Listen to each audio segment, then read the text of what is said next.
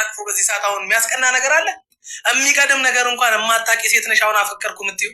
የት ቦታ ላይ ስማርት መሆን እንዳለብሽ፣ የት ቦታ ላይ ቁም ነገረኛ መሆን እንዳለብሽ፣ የት ቦታ ላይ የምትዩን አይነት ወይም የምታወሪያትን አይነት ሄርሜላ መሆን እንዳለብሽ እንኳን አታውቂ። አሁን በዚህ ሰዓት ምን የሚያስቀና ነገር አለ? አረ ስማ ሄርሜላን ትደግፏት የለ እንዴ እናንተ ከሄርሜላ ጎን አይደላችሁ እንዴ ያላችሁ? እሷ ራሱ ከራሷ ጋር አይደለችም እንኳን እናንተ ከሷ ጎን ልትቆሙ። አሁን በዚህ ሰዓት አንዳንድ ነገር እያለች ነበር። ልጁ ሰላም ዳ ነው። አሁንም የመጣ ወደዚህ ትንሽ አዝቦቱ እና እየተከራከርን ነበር።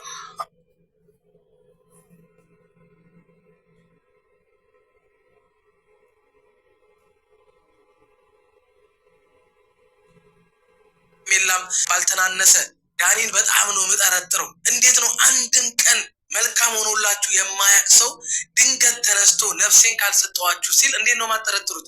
ሰው ክፉ ሲያደርግባችሁ ብቻ አይደለም እኮ መጠርጠር ያለባችሁ። ድንገተኛ መልካም አንድም ቀን አሳይቷችሁ ወይም ደግሞ ስለ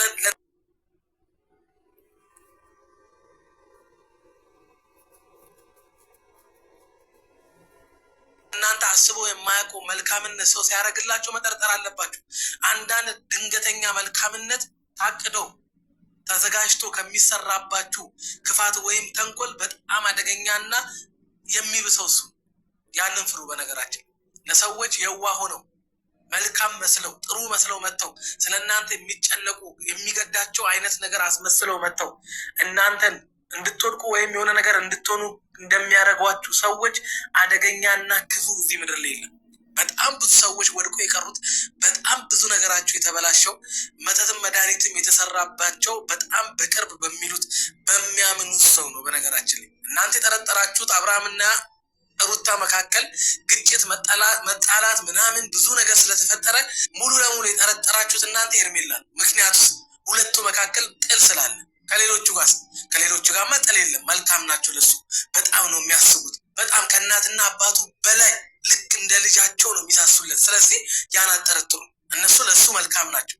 ግን ቆም ብላችሁ ብታስቡ ከሩታ በላይ ለአብርሃም ህይወት መጠርጠር ያለባቸው አብርሃም እንደዚህ እንዲሆን ወይም ደግሞ አብርሃም የሆነ ነገር እንዲሆን ሊያደርጉት ይችላሉ ብላችሁ መጠርጠር ያለባችሁ አቤላን፣ ሄርሜላ ራሷን፣ ዳኒን፣ ሜሪንም ጭምር። በነገራችን ላይ እኔ ሩታ አደረገችበት ወይም ሩታና አብርሃም መካከል ከተፈጠረው ግጭት የተነሳ የማየውን ነገር ሩታ አብርሃም ላይ አድርጋለች ከምትሉኝ በላይ የምፈራው ታፈቅረዋለች የምትሉኝን ትወደዋለች የምትሉኝን ሄርሜላን በጣም አብሮ አደጌ ነው፣ በክፉ ቀን ደራሼ ነው፣ አብርሃም ለእኔ አልሆነም የሚለውን አቤላ፣ ከዛም ቀጥሎ ደግሞ ዳኒ፣ ከዛ ሜሪ። ምክንያቱም እነሱ ሲጀመር ጥሩ ሆነው ወደ አብርሃም ህይወት መጥተው የማያውቁ ለሚስቱም ጥሩ የሆኑ መስለው ባሏን የማየውን ነገር እንድታደርግ የማየውን ክፉ ምክር መክረው በማየውን መንገድ ባልሽ ወደ አንቺ ይመለሳል ብለው በሴጣን ምክር የባሰ በአብርሃምና በሷ መካከል ክፍተት እንዲፈጠር አደረጉ እንጂ የጠቀሙት ነገር የለም።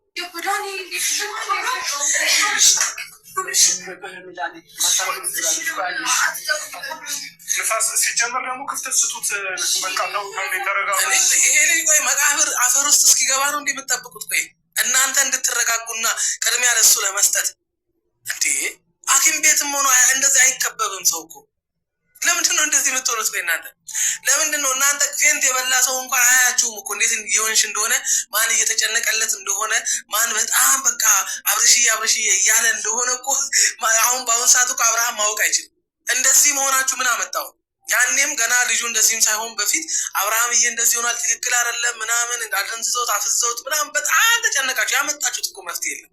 መረጋጋት የሚባል ነገር አለ። ለምንም ነገር መረጋጋት ይቀድማል አይደል እንዴ? ለምንም ነገር መስማማት ይቀድማል። ሄርሜላ እንደዚህ ብትሆን ሩታም እንደዚህ ብትሆን እዚህ ጋር የሚመጣ ነገር የለም። መጀመሪያውኑ ነበረ ይሄ ነገር ከመፈጠሩና ይሄ ነገር ከመድረሱ በፊት እንደዛ ስትጨቃጨቁ፣ እንደዛ የማይሆን ቃላቶችን ስትለዋወጡ አብርሃም ከዚህ በፊትም እንደሚወድቅ ታውቃላችሁ። አሁንም የሆነ ነገር ሊፈጠርበት እንደሚችል ጭንቅ እንደማይችል የሆነ ክርክር ላይ ማውራት እንደማይችል አይደለም እናንተ ገባችሁት።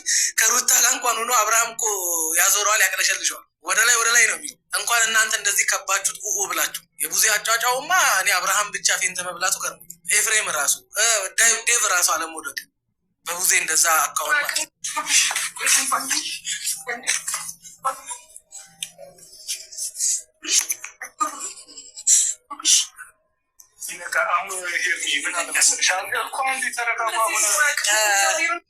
ልጁ ፌንት በልቷል። እነሱ እዚህ ጋር በቃ የሆነ የተሻለ ብቻ የሆነ ነገር ለአብርሃምም ወዳጅ አፍቃሪ ብቻ አላውቅም ተንከባካቢ የሆነ እኔ ነው የማስፈልገው አይነት ፉክክር ውስጥ ነው ያሉት እዚህ ጋር አብሶ ሄርሜላ። እንዲህ በመሆኑ እኮ ሰውን የራሳችን ማድረግ አንችልም። ሩታን ብትሆን ማለት ነው ቢያንስ ሩታ አድቫንቴጅ አላት።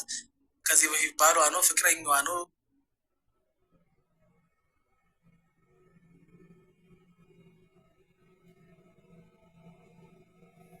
ወልዳለታለች ምናምን ነገር ችግር የለም እሷ ብትንሰፈሰፍለትም። አንቺ ግን እዚህ ጋር ሩታ ስላለች ነው እንደዚህ እየሆንሽ ያለሽው። ይቅርብሽ፣ ይሄ ደስ አይልም። በቃ ከአንቺ ጋር አይሄድም። ሁሉም አሁን እየታዘቡሽ ነው። በቃ ማስመሰልነትሽ ከዳኒ የባሰ የሆነ ቤተሰብ ያለበት ቦታ ላይ ኩል ነው መሆን ያለብሽ። ይኸውልሽ የተሻልሽ መሆንሽን ማሳየት አለብሽ። እንዲህ መሆንሽ ሰው እንዲታዘብሽ ነው የሚያደርገው። በነገራችን